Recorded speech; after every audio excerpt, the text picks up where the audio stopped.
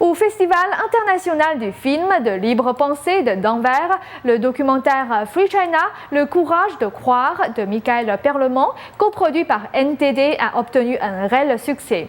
Sélectionné comme le meilleur film du festival pour l'effort humain réalisé par les personnes dans le film qui ont su surmonter les violations extrêmes des droits de l'homme en Chine. Avant d'être représenté à Denver, le documentaire de Michael Perlemont a déjà été primé dans 3 grands festivals de Los Angeles, Houston et Philadelphie. La moitié des mouvements de répression dans le monde entier affectent le peuple américain.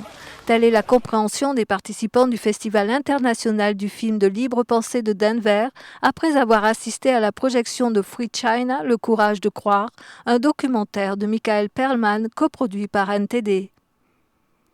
Pour Andrea Steele, fondatrice et directrice du Festival de Denver, Free China était le meilleur film du festival.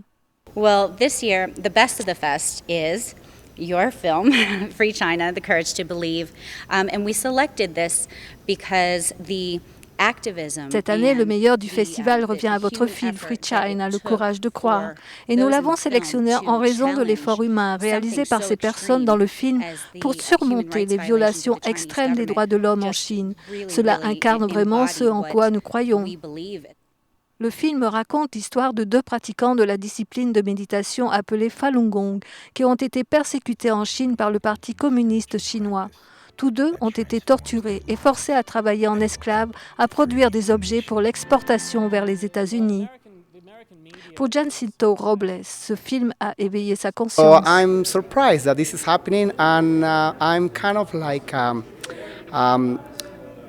Je suis surpris que cela existe. Je suis inquiet que les médias américains ne savent pas ou ne s'intéressent pas à montrer cette facette de ce pays. Free China, le courage de croire, soulève le problème des prélèvements d'organes.